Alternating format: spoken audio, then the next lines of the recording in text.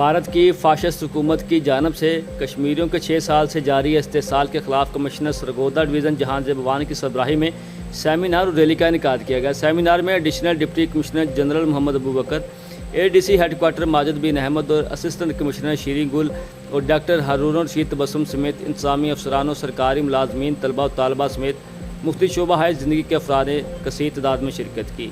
Rally arts council complex سے شروع ہوئی جو DPO چوک پہنچ کر اختتام پذیر ہوئی۔ ریلی کے شرکاء نے پاکستانی اور کشمیری پرچم، بینرز و کتبے اٹھا رکھے تھے جن پر بھارتی حکومت کے خلاف احتجاجی نعرے تھے۔ شدید گرمی کے باوجود ریلی کے شرکاء نے تپتی دھوپ میں کھڑے ہو کر بھارت کے خلاف شدید نعرے بازی کی۔ سرگودہا کی فضا بھارت مخالف نعروں سے گونج اٹھی۔